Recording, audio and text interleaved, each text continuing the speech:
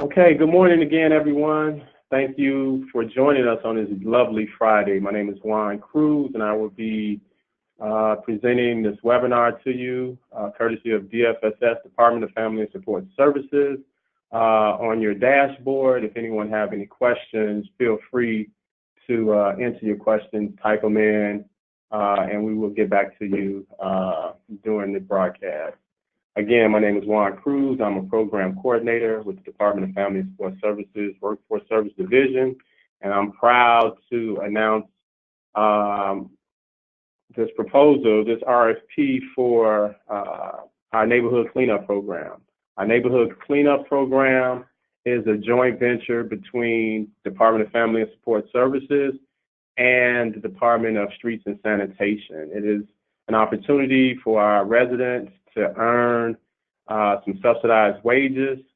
We target our low to moderate income individuals, and this particular RFP is strictly for our returning citizens, people who have some justice involvement. And the RFP went out, it's from on August 1st.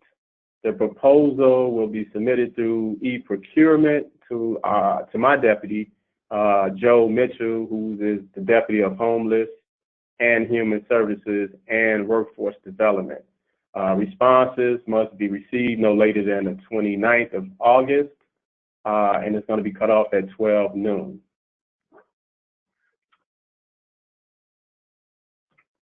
So here's a brief overview of the table of contents. We're going to be going over 4 sections.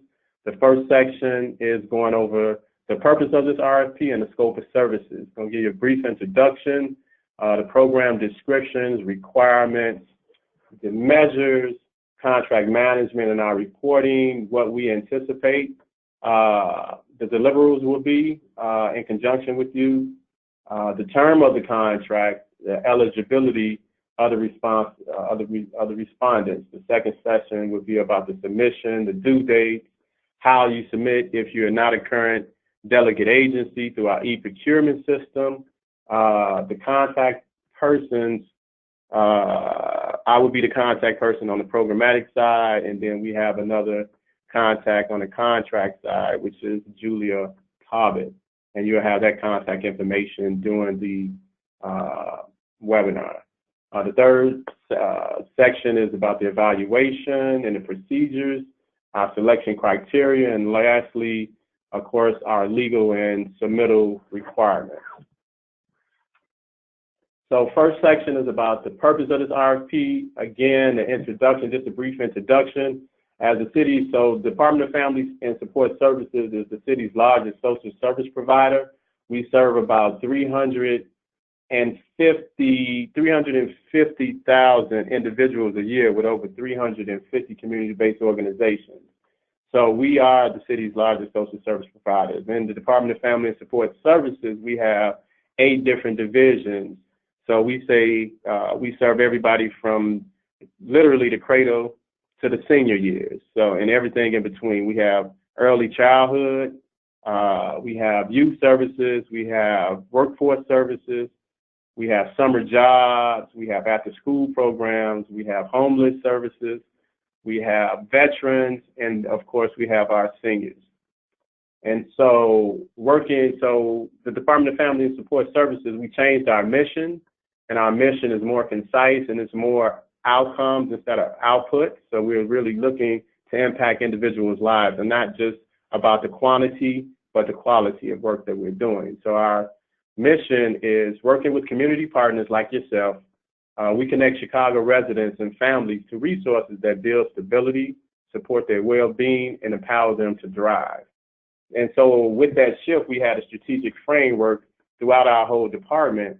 And so now our priorities are to deliver, collaborate, inform, and steward. We wanted to definitely deliver high support with high quality, innovative, and comprehensive services that empower clients to thrive. So again, we are not just looking to just capture the number of outputs, but definitely, moving people holistically through our services. And then we want to be good stewards of the money. Of course, we want to be responsible and to spend the money effectively, reasonably, and what's allowed. And DFSS is committed to moving beyond measures of how many people we serve to focus on whether Chicagoans are better off after receiving the services. So after going through our services, we want them to be better off. And as part of this outcome-oriented approach, DFS has implemented a strategic framework that guides how the department measures, report on, and reviews its priorities and outcomes, and uses them to drive contracting decision-making and greater collaboration. So in support of this mission, the Workforce Division at DFSS seeks to improve employment outcomes for high-need populations in Chicago. These high-need populations face increased hurdles in both securing and retaining a job and require additional support. So we see that we serve some of the most hardest to serve individuals in Chicago. Our clients are, again, people that have justice involvement, prior arrest records or convictions, people that's at risk of being homeless. We have English proficiency, immigrants that come to Chicago, and so we have ESL classes. So we look to support those individuals. So as a result, DFSS provides a range of workforce services, including job readiness services, career counseling, skills training, and placement assistance and case management services. So we do that. So we administer that through our contracts with delegate agencies like yourself. For more information about our strategic framework, you can feel free to visit our website at www.cityofchicago.org/FSSS, and then you can see our strategic framework. Our program description. So for this program model, it's transitional jobs. It's neighborhood cleanup.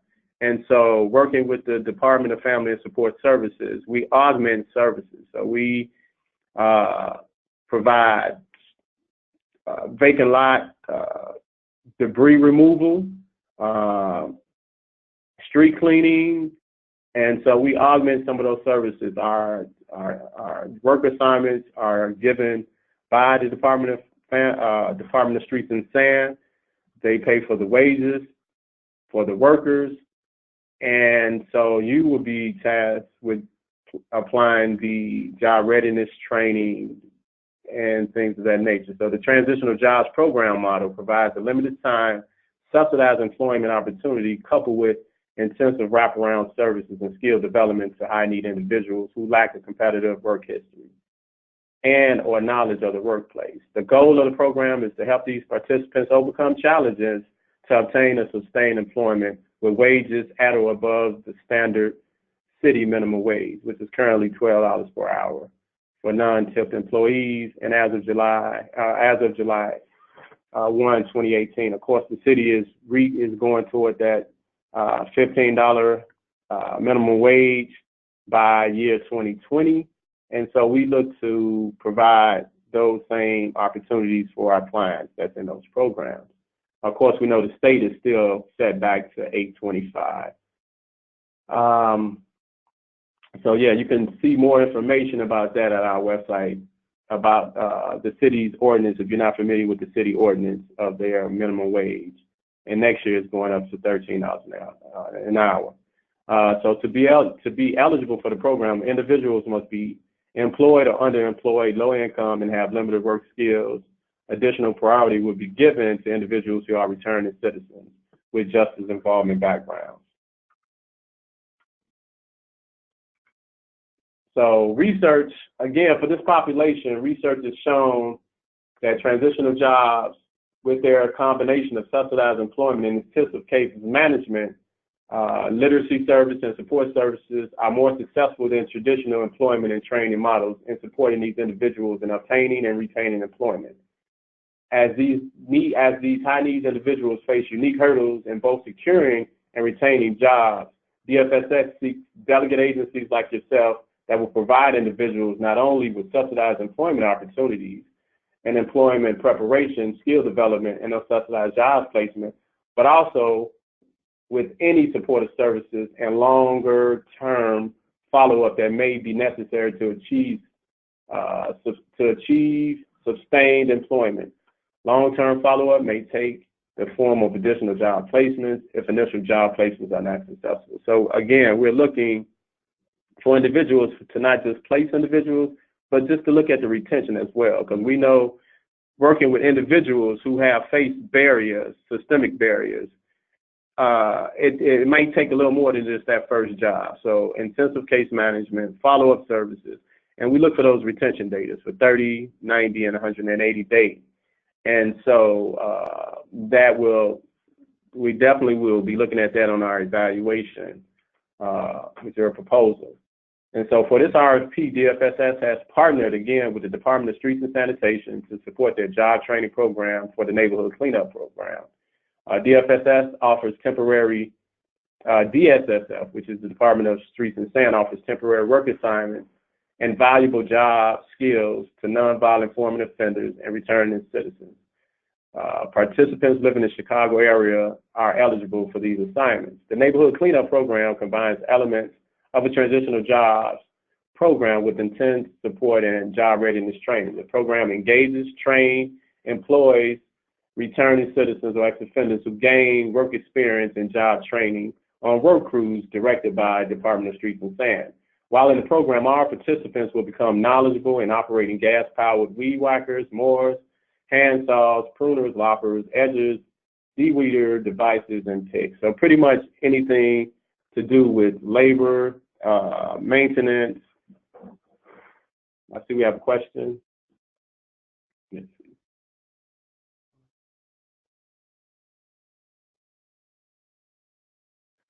Hold on one second.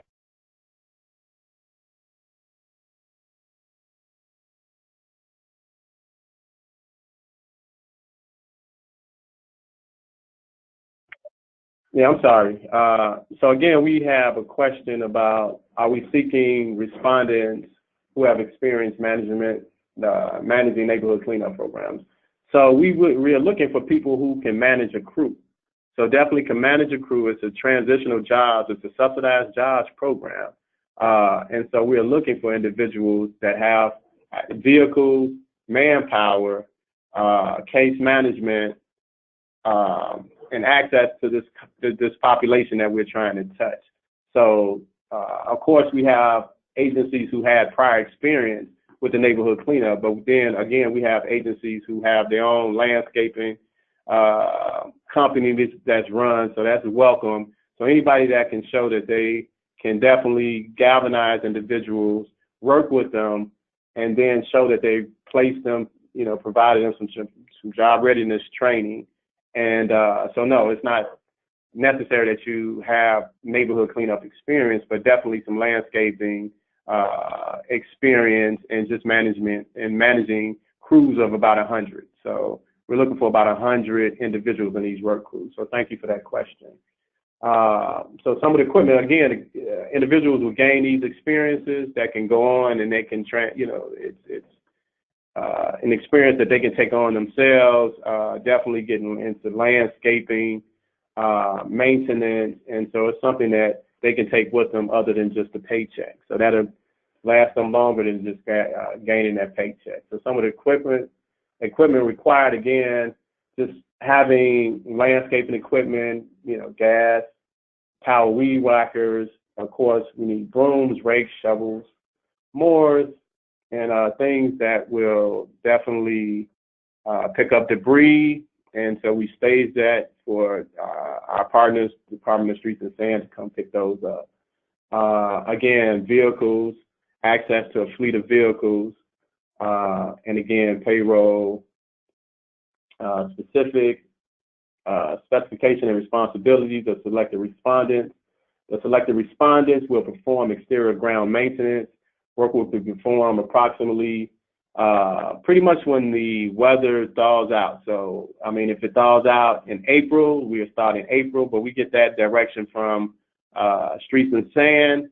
But typically it's around April and pretty much throughout the fall and right before the snow hits. So maybe October 31st, but the contract period would be January 1 through December 31st.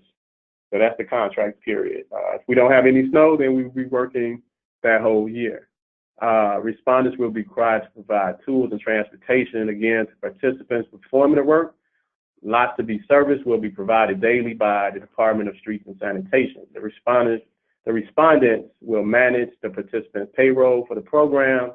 In 2017, just a little history, in 2017, Department of Streets and Sand worked with about 110 individuals, including 3 supervisors, received support through this program, and worked 20 hours per week at about a pay rate of $9.50 to $11 per hour. It's out of those placed in these jobs after the program, 50% received incomes at or above the standard city minimum wage. All participants served in 2017 met eligibility criteria. The percent of the population served that faced additional barriers to employment, sorry, it's going too small, barriers to employment, as well as overall breakdown of demographics are given in this next slide.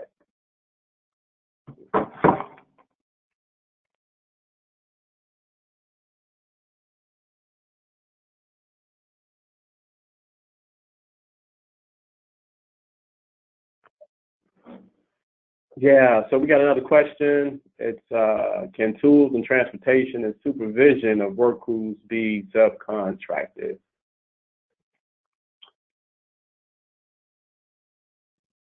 We will have to table that. We definitely would table that, and I will get back with you on that question. So the population that was served was 100% individuals that had justice involvement. We had 79% were African American, 5% were Hispanic, 8% were Caucasian. And so we're looking for diversity, but this is our population that we're serving and the demographics that break down. So the program seeks to improve upon these outcomes by increasing the percentage of individuals who remain in their jobs and receive wages that are above standard minimum wage. Additionally, the program seeks to increase the percentage of these served that face additional barriers to employment. Respondents should demonstrate a clear understanding of the specific target population. So know your population, know the population that we're trying to serve, and the intent to serve. This includes articulating the unique challenges. So on your proposal, when responding, just articulate the challenge that prevents successful employment outcomes for this population, and describe how individualized supports would be provided that would address participants' needs and move them towards sustained employment. So we're looking for people, for delegates that actually work with this population, and then just show some of the challenges that you're working with and faced with, and how you address those challenges and move forward. And so the program requirements, of course, is not just the work crew, but some of that time is spent with case management, intake, comprehensive assessment and case planning, case management, job readiness training, basic skill training. Of course, the transitional job is a component of that, and some work-based learning. And then at the end of that is placement service, such as outreach to identify industries. It could be in landscaping. It could be not just in landscaping, of course. So some of these individuals have little to no work experience, and just getting them on the job. And again, we created this for individuals that had little to no work experience, just to get them in the field of just working. And so if it's not even in the landscaping field, you can identify some occupations that's interest in providing an employment opportunity for individuals, and implementation of a plan to address specific industry and occupation or workforce needs. You got another question? Yep.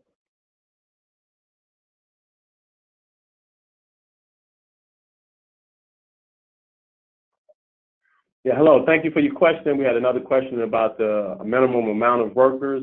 We just, last year, it was 110. So 110 workers were budgeted for. And so, again, the funding, we believe the funding will be level. It's always contingent on funding, and we won't really know until budget season and they approve the budget. But again, around 110. So that's a good place to start. So thank you for your question. Again, if you have any questions, use your dashboard, and we will definitely answer your question to the best of our ability. And so again, retention. So we're not just looking for individuals that's placed and then just leaving individuals at the doorstep of an employer, but definitely following up. Again, we're looking at individuals who had, maybe this is their first job. And so some hand-holding, of course, and then some wraparound services, just to make it holistic. And DFSS seeks delegate agencies that present compelling evidence that the proposed program will have meaningful and observable impact on employment outcomes. Applicants may provide these services themselves or may partner with other delegate agencies to facilitate a comprehensive experience for participants in receiving the array of services that they need. So our performance measures, again, our performance measures intend to implement performance-based contracts through this RFP. The goal is to be the services to outcomes and pay the delegate agencies for achieving agreed upon benchmarks related to the goal of increased sustained employment. Some of the measures that we track are the percentage of the number of participants who enter subsidized wages, the number of participants with subsidized wages, the hourly pay that's above minimum wage, and then percentage of the numbers who remain in unsubsidized employment for 30, 90, and 180 days.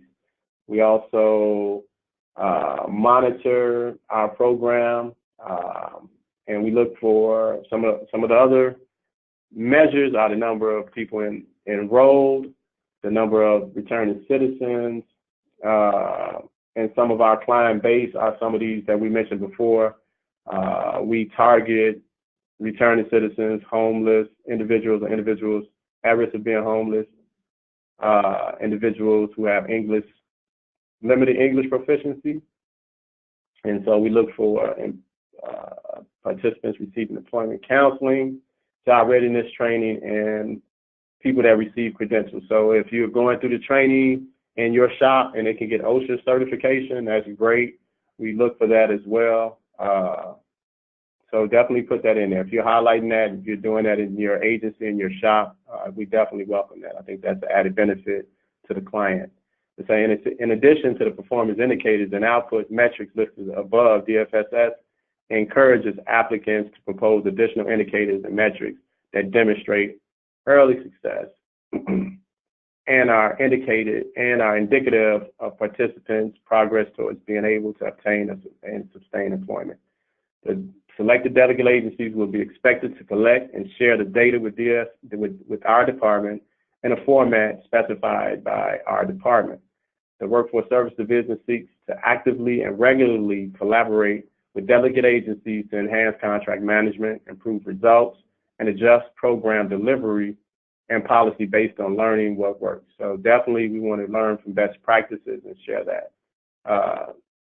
As such, DFSS reserves the right to request, collect other key data and metrics from delegate agencies and set expectations for what this collaboration will look like in any resulting contract.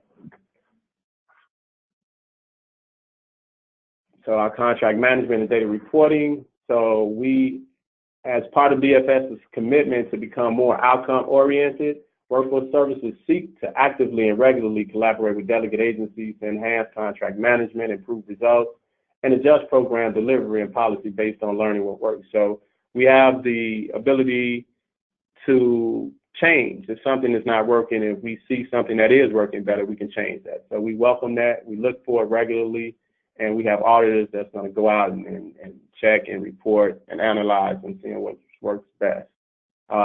So reliable and relevant data is necessary to ensure compliance, inform trends to be monitored, evaluate program results and performance, and drive program improvements in policy decisions. As such, DFSS reserves that right, again, to collect and to change the metrics for our delegate agencies. Upon your contract award, so once you propose and you receive an award, delegate agencies will be expected to collect and report client level demographics. So we are looking for demographic information and services data as stated in the resulting contract. These reports must be submitted in the format specified by DFSS. Delegate agencies must implement policies and procedures to ensure privacy and confidentiality of client records for both paper files and electronic databases. Delegate agencies must have the ability to submit reports electronically to DFSS. The city's information security and information technology policies are located at the link that's here. So definitely do a screenshot of the link. Anticipate terms of the contract. Again, the terms of this contract for this RFP will be January 2019 to December.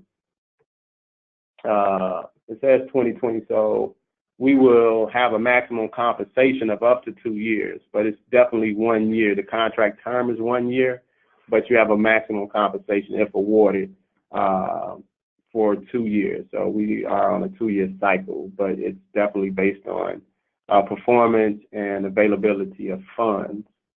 DFSS may extend the term for up to 2 additional years.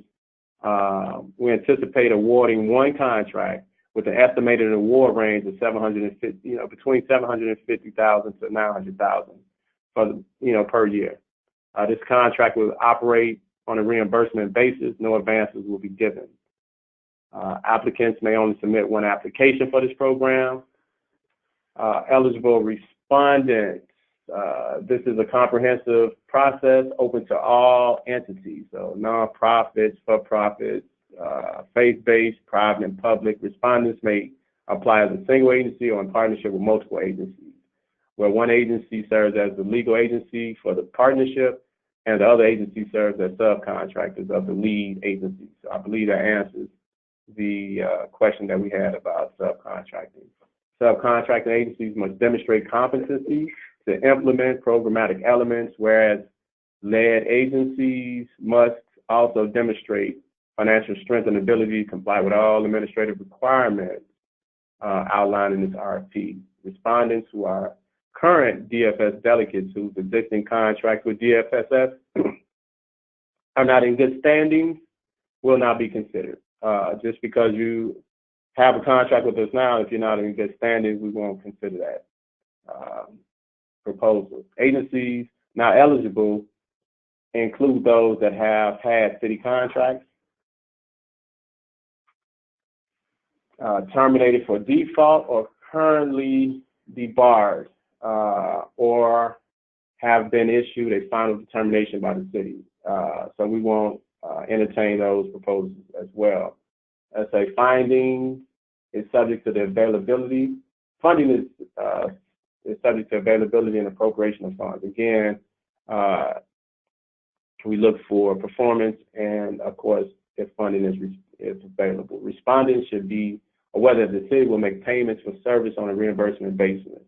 On a reimbursement basis, payments will be made 30 days after voucher approval. Respondents must be able to proceed with program operation upon award notification. So what that means is that although the contract term starts in January, your contract you won't be executed for maybe a couple of months, maybe even 3 months. So you have to show that you can carry payroll for that time. So we look for leveraging as well. So the second session is about the second part of this is about the RFP and submission information. About submission information, of course, the due date for this proposal, you have until August the 29th, 2018, 12 noon, it will close. You have to submit it through the new e-procurement system. For current delegates, the new system, they're familiar with the new system. In October 2017, the City of Chicago replaced the cyber grants. So those that's been around and been current delegates, we had cyber grants and we transitioned into e-procurement. And we might have another iteration of that coming up. But it's through this system. So we used to submit paper submissions, and everything now is through our e-procurement system, also known as iSupplier. It's the City of Chicago's new online purchasing system. The goal of e-procurement are to move to a universal system that can handle all contract administrations, including RFP management, contract execution, and payment processing.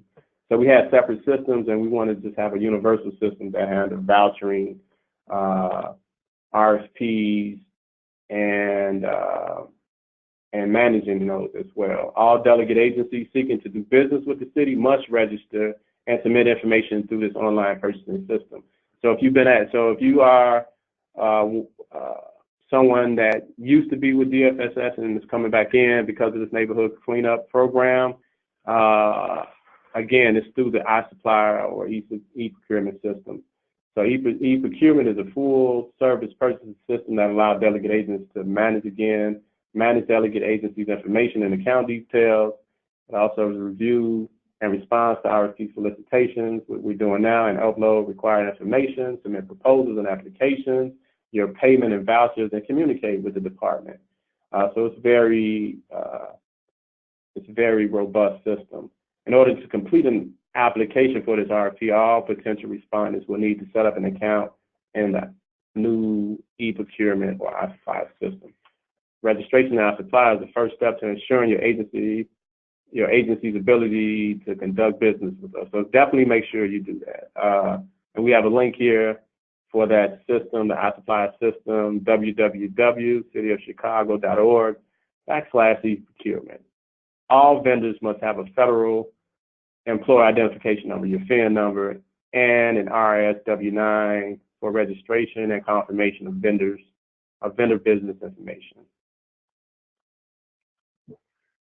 Again, this is more about just being, if you're not an existing vendor, and if you are an existing vendor, you must request an iSupplier invitation by email. Include your complete name and City of Chicago's vendor and iSupplier number found on the front of your contract.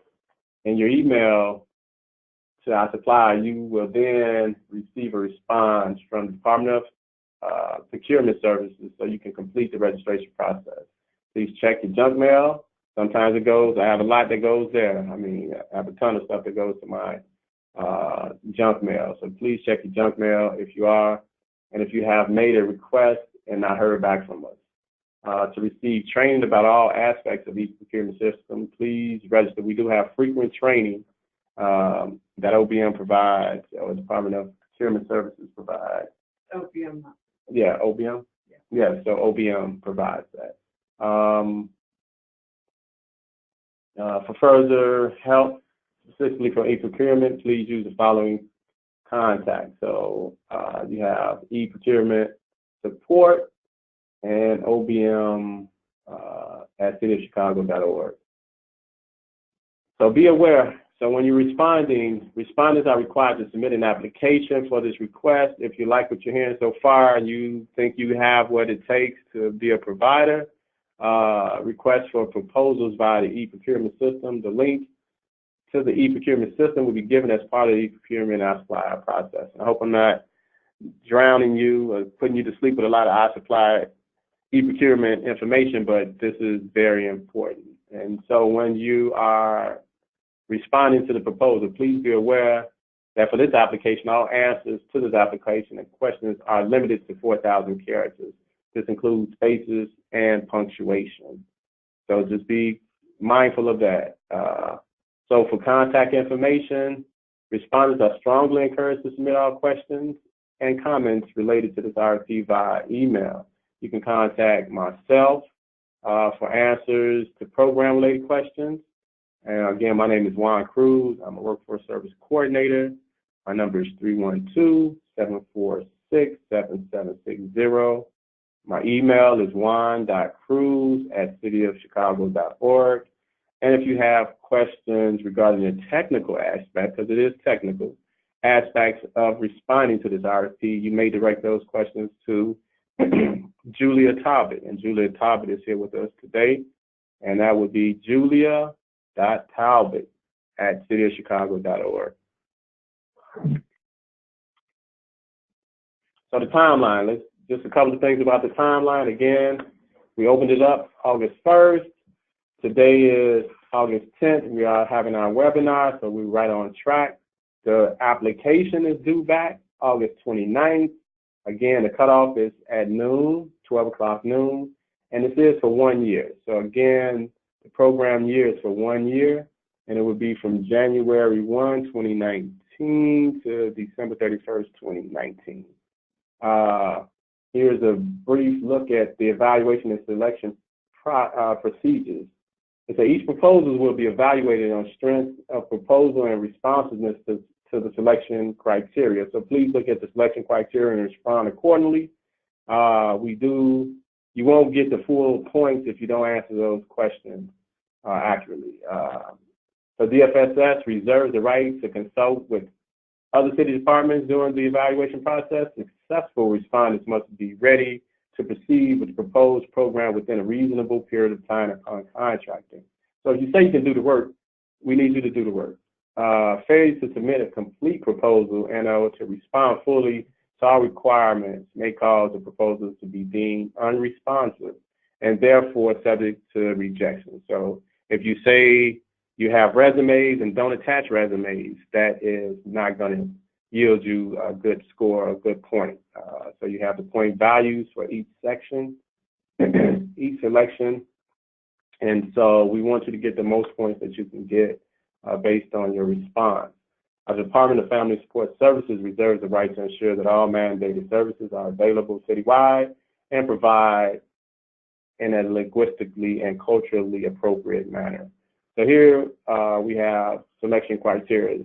And some of the categories are, again, if you have done proposals with us before or responded, the first one is the strength of the program.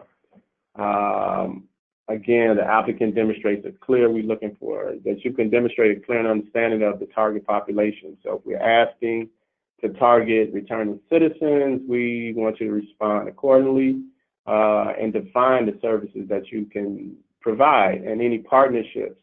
So that is a score of points. You can receive a maximum point of 30 in that criteria in that category.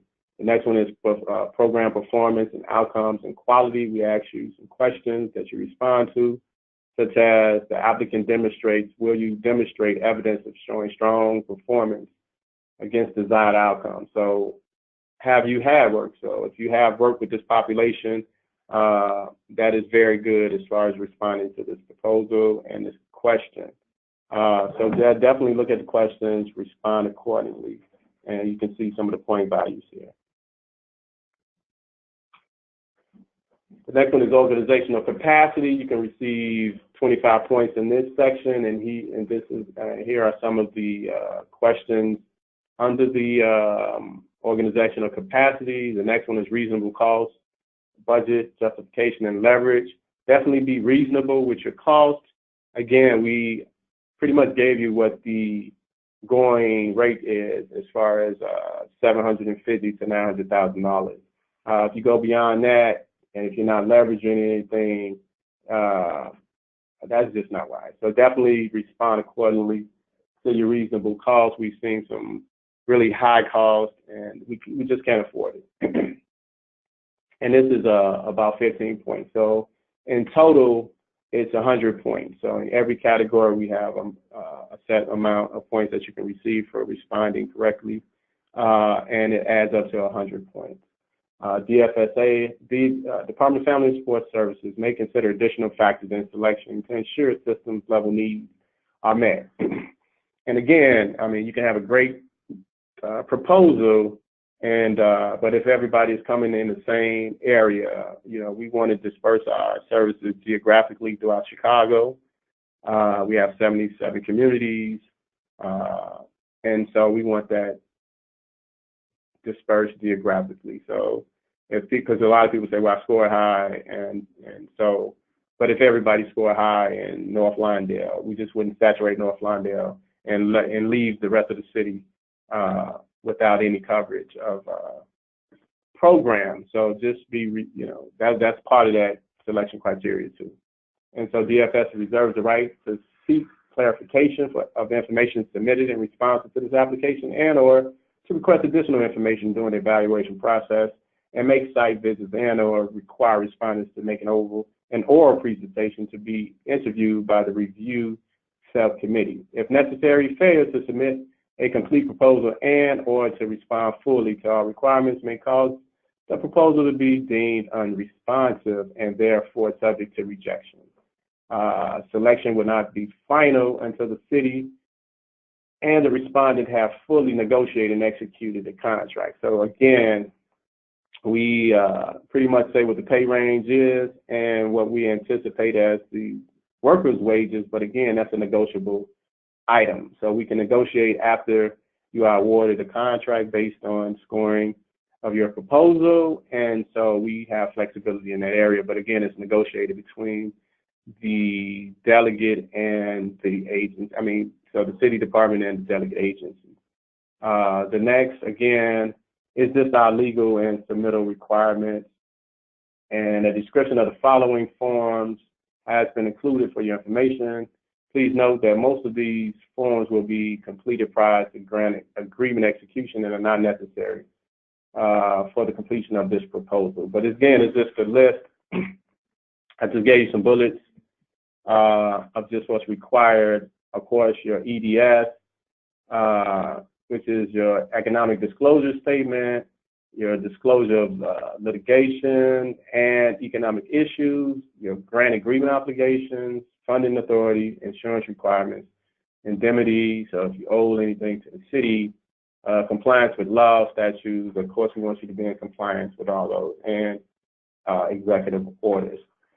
So again, that concludes the webinar for this program. I hope I've provided some information that will help you to respond. If not, again, I'm here to answer questions. You have my contact information.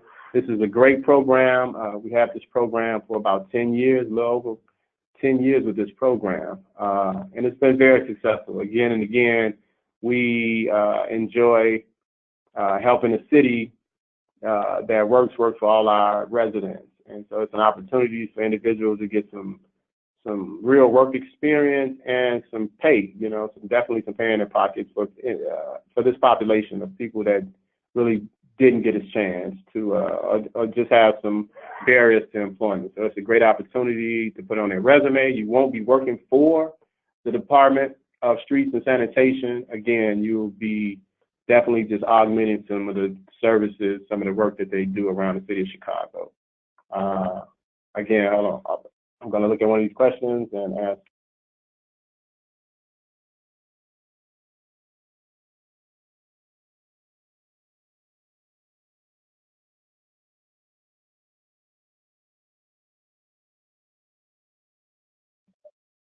So if you don't have any other questions, again, thank you. It's a gorgeous day outside. I would say go out and enjoy some sun.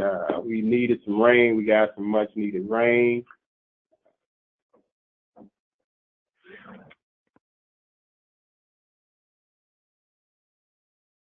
Yeah, so the question was, will we share this? Yes, we will share it. It will be on, yes, that's Julia Talbot. And so it will be posted to DFSS website. So again, thank you for your time, and look forward to reading your proposals. And again, my contact information, I'm Juan Cruz, and you can give me a call at 312-746-7760.